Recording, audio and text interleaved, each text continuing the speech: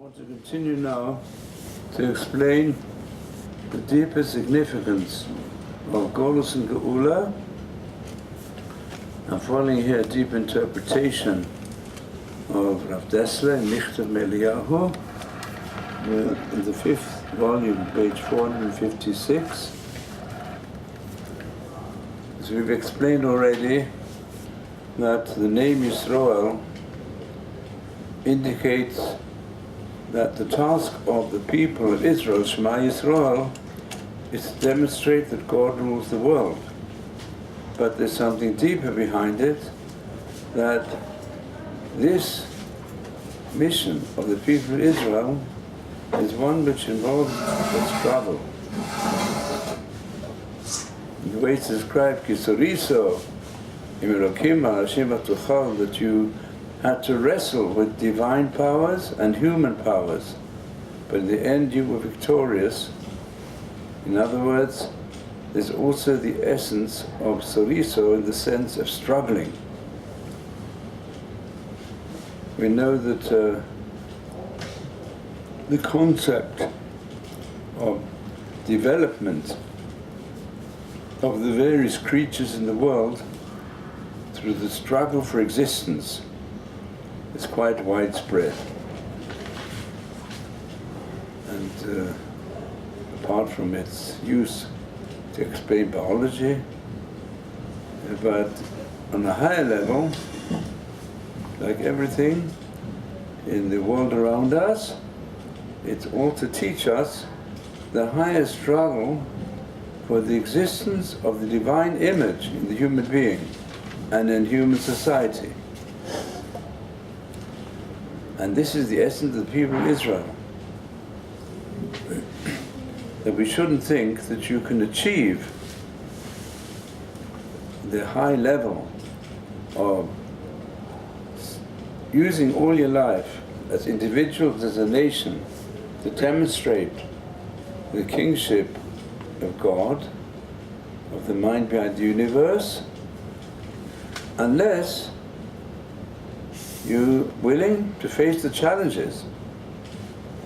And that's what's expressed in this battle, which you can find described in the Chumash, chapter 32. I'm going to concentrate on the end of the struggle, when Yaakov held down this angelic power, who said, "The dawn has arisen, so please let me go." So Yaakov said, "I'm not letting you go unless you bless me."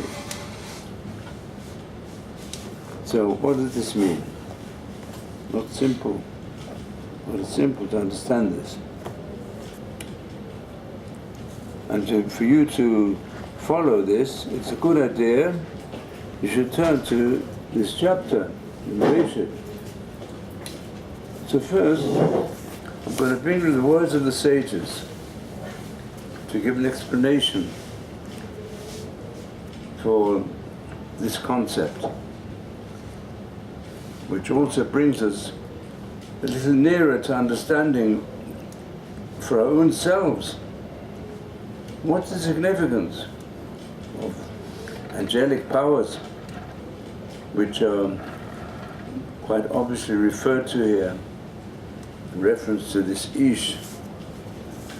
Midrash says, there's a verse in Lamentations, Chadashim lavakarim Rabba emunatecha. In the morning we also begin the day by saying, Modan ilfanecha, melechai v'kayom, that you give me back my soul in the morning. And then we say, Rabba emunatecha, your faithfulness is very great. So Rav Shim Baba said, where do we find this regular faithfulness?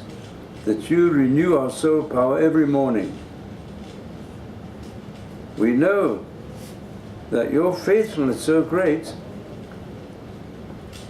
that at night time we're not active.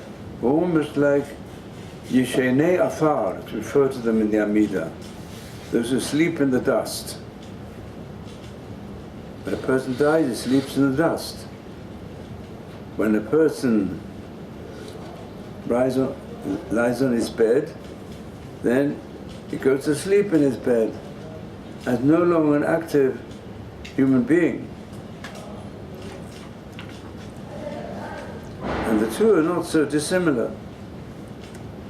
We know today people who go to sleep for a year or two in a coma and then they wake up again. And we also have a teaching mentioned in different parts of the Bible. There's going to be revival of the dead. So it says, what's the deeper significance of this verse is we know your faithfulness is so great that you're going to revive the dead for us. But now there's another explanation, which has to do with our subject, and which we can witness. Then it was just an idea, we could say, but we can witness it. The fact that you renew us at the dawn of every day, we can also learn from this that you renew us as a nation at the dawn of newly emerging empires. We know faithfulness is great, that ultimately you redeem us. In other words, here we're bringing this, you can say this vision of Yaakov Avinu to the level of the history of the Jewish people. Prophesied here already, to some extent, and later in all the books of the prophets. In fact, it took place, some of it, in the days of the later prophets. And we're seeing its further fulfillment frequently in Jewish history in the big empires that want to rule the world. And this is called the night of the Golos. Because when they want to rule the world, they find that the people of Israel represent the true ruler of the world, whom they don't really want to recognize. Even some may quote his name. But only those who are also willing to follow his directions, which come through the conscience of man and through the revelation of the Bible, they know that these rulers of the empires who think they can go and expand their power, manipulate other human beings, and frequently see their greatest enemy in the existence of the Jewish people, that's the night of the Golos. But in the end, there is the dawn of redemption. So, Rabbi Chelbon, he goes further, he says, there's no celestial band of angels that never praises God and repeats the praise. But every day, the Holy One, blessed be He, creates a new band of angels each day. And they utter a new song of praise before Him, and then they depart. Now, what does this mean? Who are these angels? You can say the word malach is really already mentioned in the first chapter of the Chumash. Not malach by itself, but it says melachto. God, when He created the world, and we believe in continuous creation, not only then, we say in our tefillah, we said this morning, He renews the work of creation constantly. B'chol yom tamid ma'aseh bereshit. It's renewed. What does it mean? It means everything that happens in the world doesn't happen just by itself. It's all a message from Hashem, a messenger from Hashem. The only difference in Malacha and Malach is Malach means a messenger, and Malacha means a message. It means, when it says on Shabbat we're not allowed to do Malachot, then we say Melechet Machashevet as the Torah. The Torah forbade constructive work when a person wants to express some creative activity on a human level. And God, in everything that happens in the world, He does it through different means. All the works of nature are really malachim. They're all creative activities of Hashem through different forces. It's the forces and the energies of the world that create the changes, which is described in more detail in the prophets. For example, in beginning of Yechezkel, you can use the word chashmal. Chashmal, that's one of the angels, the swift. What is the electronic power? It's an energy. The energy expresses itself in many different ways. What's the source of the energy? The mind of the universe. That's the malacha. And it keeps on being renewed every moment. So, Rabbi Recha said, this angel who was pinned down by Yaakov Avinu and said when it came to dawn, please let me go, because dawn had arisen, so I've got to go and sing my song now. So Yaakov said, I'll only let you go if you give me a blessing. Then, as you know, he follows with the blessing. But what does this mean? With the dawn, my turn has arrived to utter a song of praise before God. So he said, what is the meaning of these words, let me go for dawn is broken? He said to me, this is a reference to two angels, Michael and Gabriel. Michael means who is like unto you, O God? And Gabriel means that God is powerful. Celestial princes, archangels. For all the ordinary angels are replaced daily, but they are never replaced. They exist constantly. Where do we meet them more elaborately? In the visions of Daniel, it speaks about these two angels, Michael and Gabriel. What do they refer to? They refer to the powers of loving kindness. That's me. Who is like unto you, God, which also mentioned in the Song of Moses, Michamocha Be'elam Hashem. And we can perhaps best explain this, the name Michael, on the basis of the expression used by Prophet Yeshaya when he says that lift up your eyes and see. Mi bara ele. Who created all these different phenomena of the world around us? So to put it, perhaps in today's questions that people ask, we use the telescope and the microscope in order to understand the vast cosmos, the vast universe, with the telescope, and also to know what lies in the smallest particles of the universe with a microscope. But what is the question? What is it? Math. The moment that science does not deal with the question who, the philosopher science do.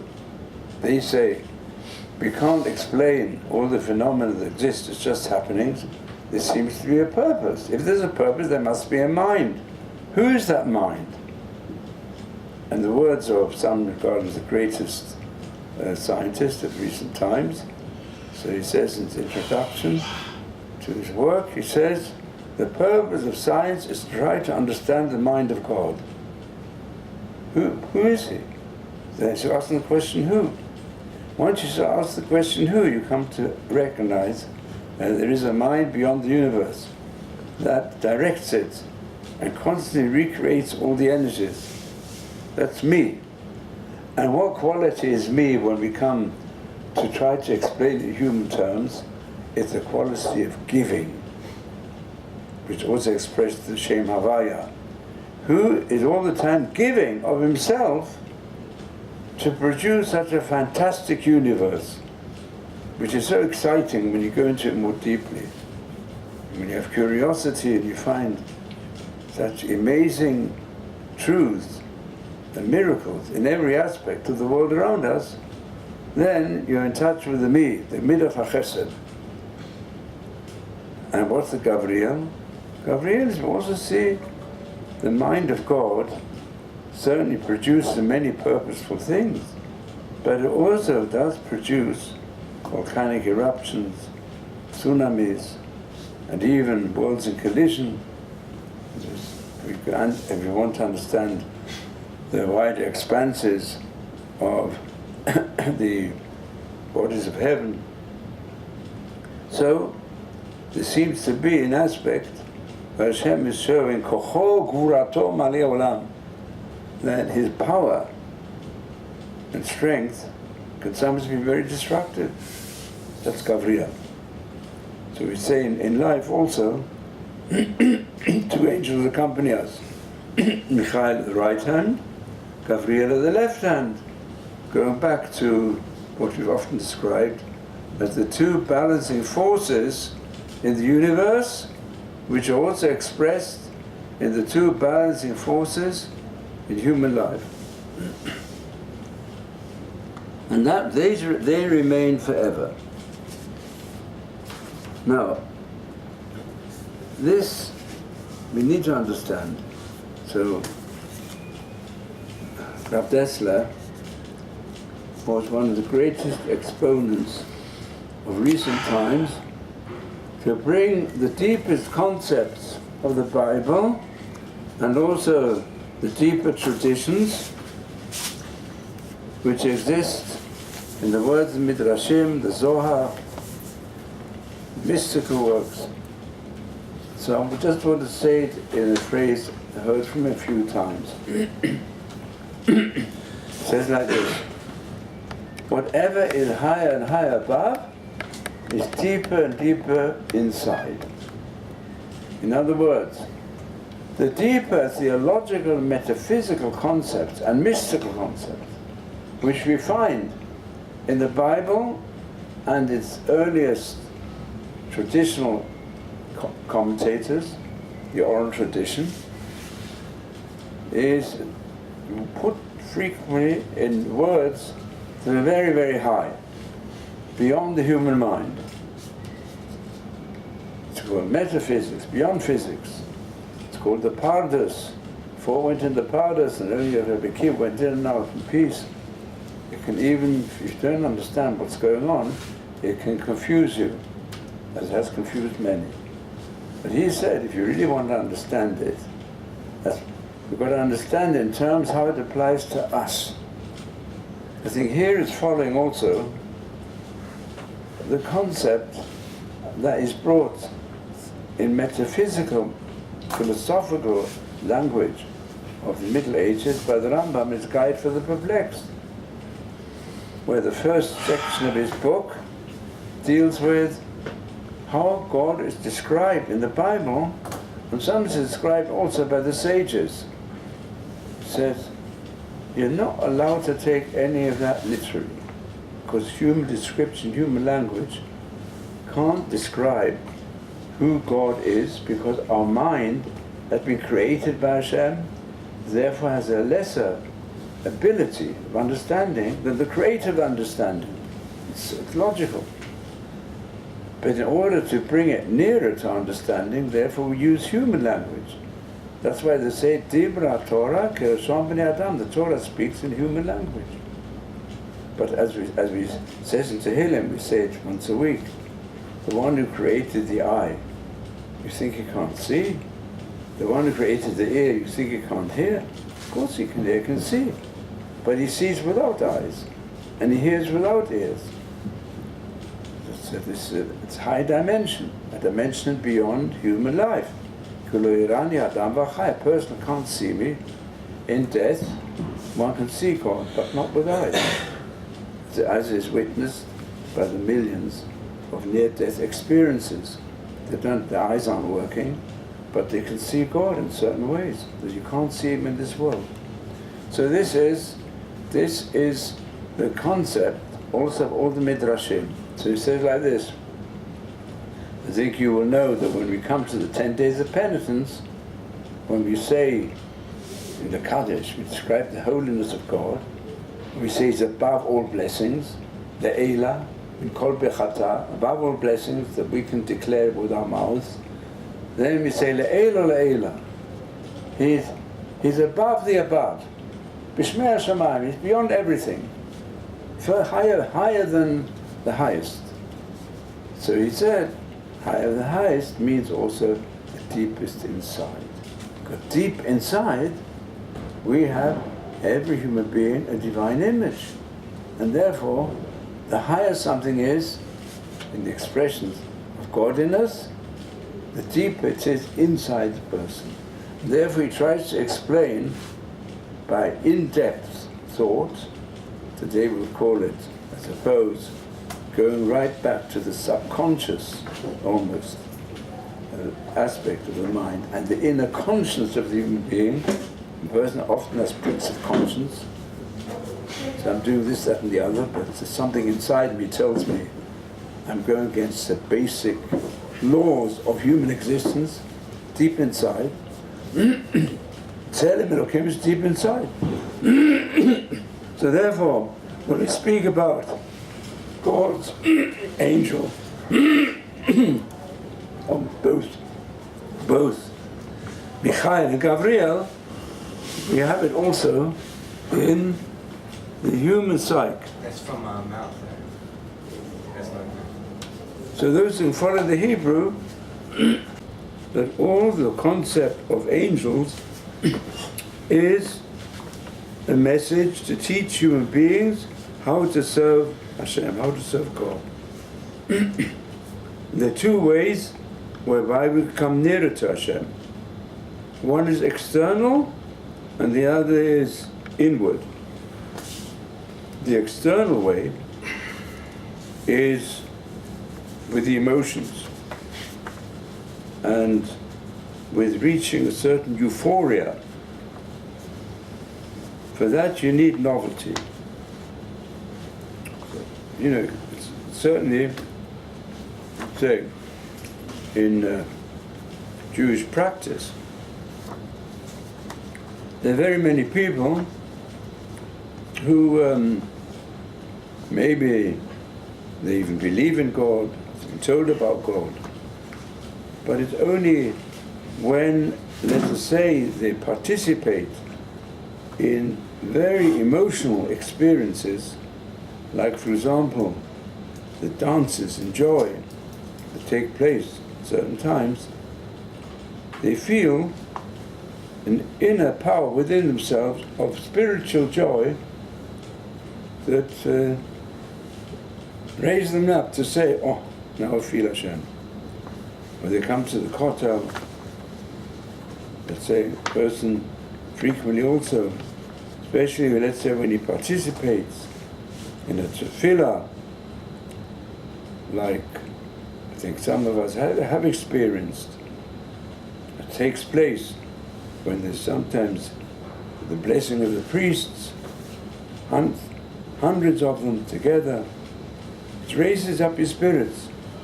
Or when there are 10 to 20,000 people at the same moment, starting with the breaking of the sun, when the sun begins to rise, and you don't hear a sound anymore of people raising their voices, complete silence, but you find all the birds above, that you find, let's say, on shores in the morning at the Kotel, on the Shana Rabbah.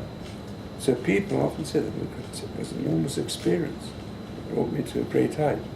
Others have it on Yom Kippur, Yom Kippur service, when people meditate and say tefillah together, and you have sometimes beautiful chazanut that raises your spirit. It can change a person.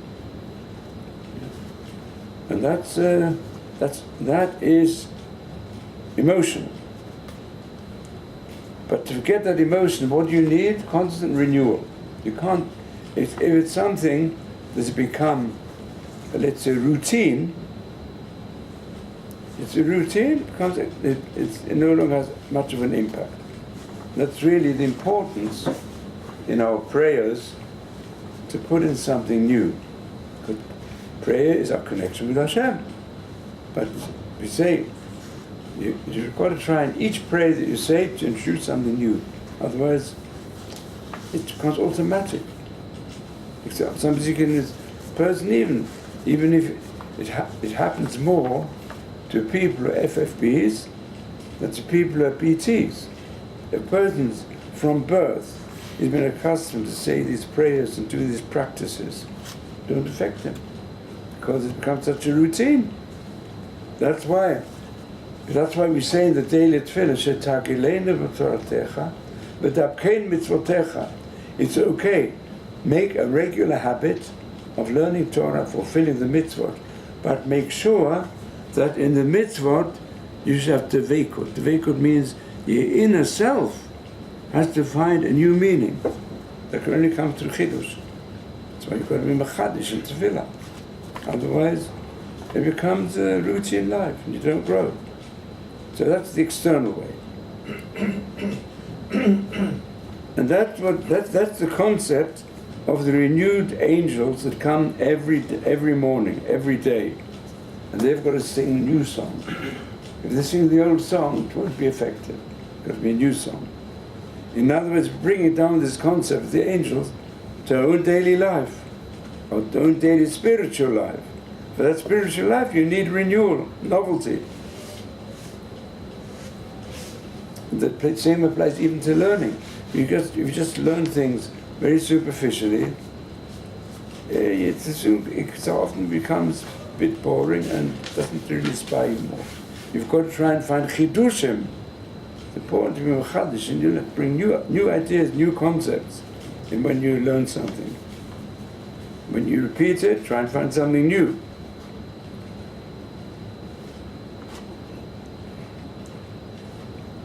And we need to learn from this that it's worthwhile being created even for one new song. We should thank Hashem. If there's one new song we can have, it brings us to a high level. That's what Midrash says. Charashim labakarim. Your faithfulness is so great that you renew us every day and bring us to the concept. Now we can understand the significance of the revival of the dead. Because at night we're half dead. The sages say every sleep is 1/60th of death.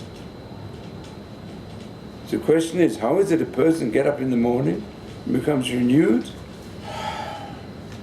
On the contrary, if it's death, we should become weaker and weaker. If it's a 60th of death.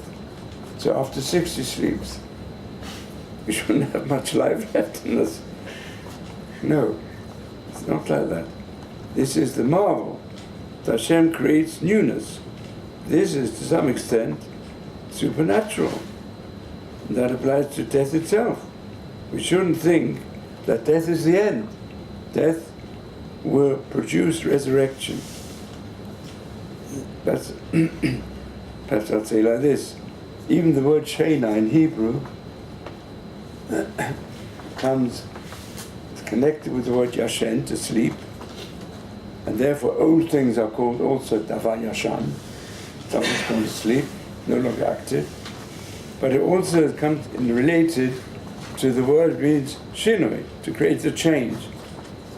In other words, the rhythm of life is, and that applies to everything, part of the concept of this rhythm is also to create renewal. You can't be active non-stop. And therefore, the sleep, in fact, builds you up again to start a new day. And even when you went to sleep, you were exhausted from what you had in the day, and you had some terrible experiences in the day, and they haunt you when you're about to go to sleep. Sometimes when you get up in the morning, you're given fresh energy. It's refreshing, because that's the rhythm of life. To create constant renewal. And that's the concept of Malachim, constantly being created anew. All the different forces of the world around us give us this concept of renewal of creation. It's also apparent in the word, which we use regularly. We're now in all the schools and colleges. We're going to give all the students a month or two for recreation. Recreation and recreation. To create, to go and, refill our batteries. That's what one needs in life. That's the emotional aspect. But does that really fulfill the purpose of life, which is, as we said before, to use virtue to remove all vice, and kindness and goodness to remove viciousness, and to improve our character to its highest level, to its highest potential. So it says there's also an inner power for tikkun hamidot, putting right the character. It says through what? Through recognition of the ultimate truth, and bringing the deepest concepts of virtue to become implanted in our heart, to come from the Shilol Lishma, the external, to the internal, to become a better person with sterling characteristics of virtue. So this needs constant work. Because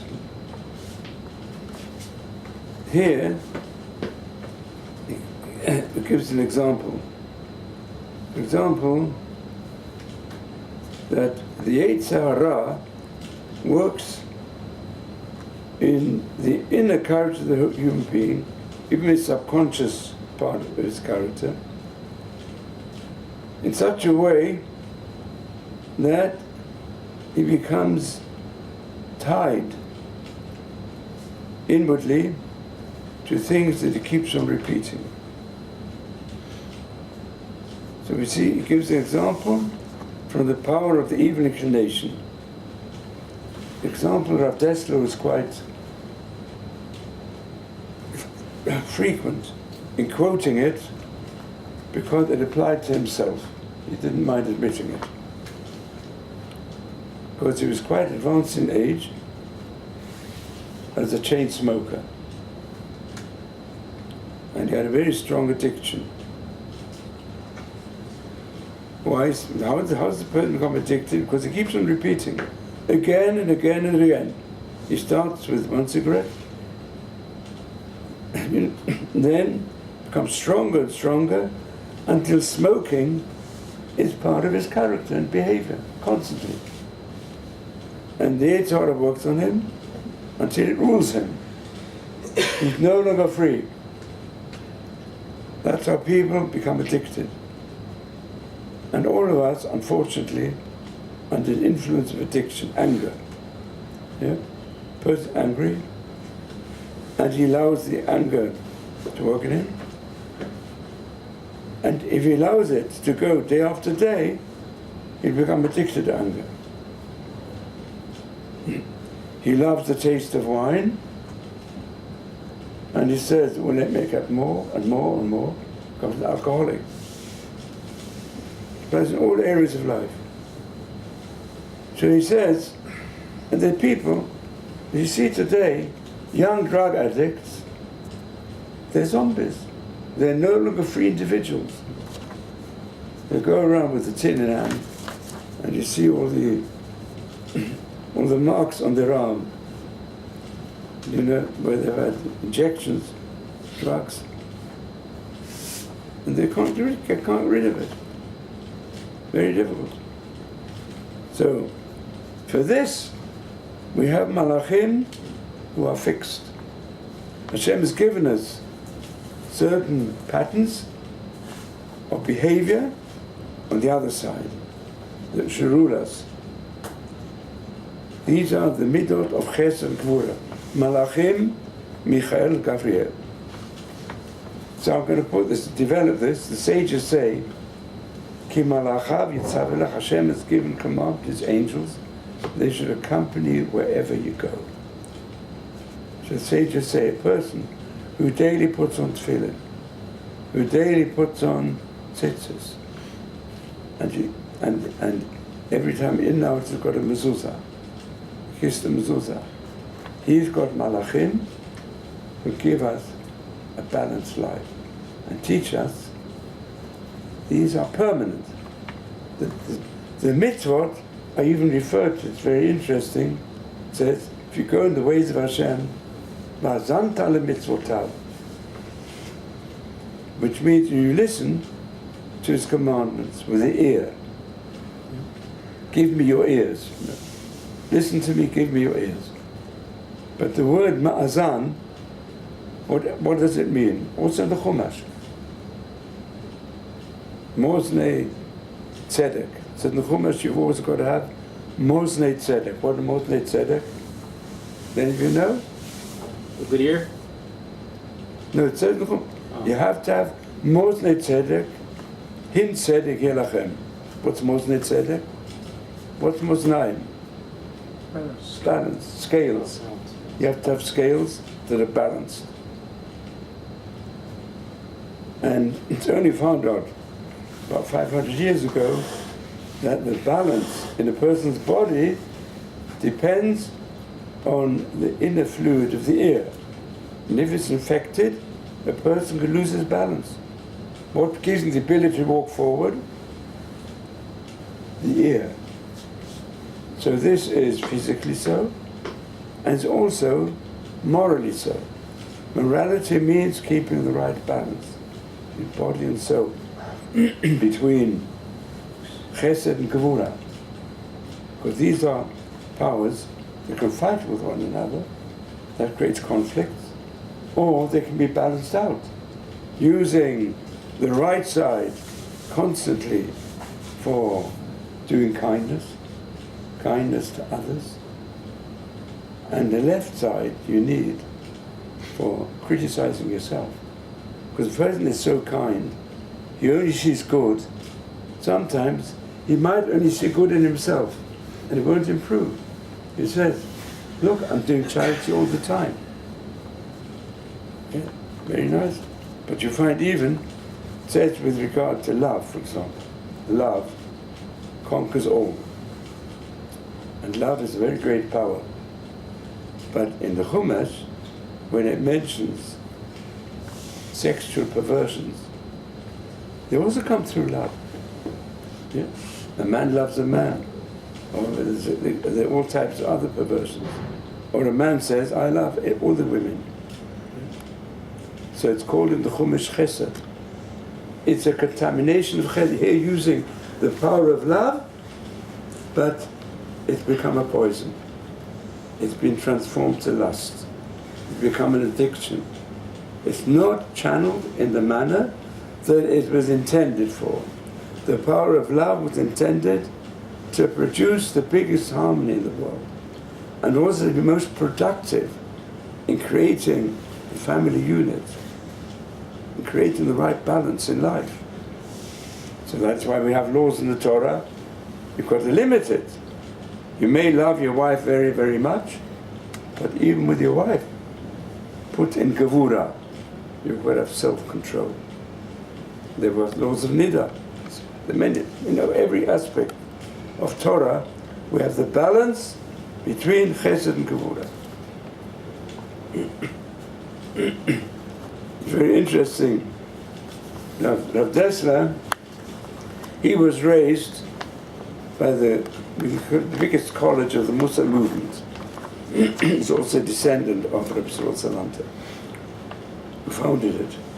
But he also was a great master of Hasidus.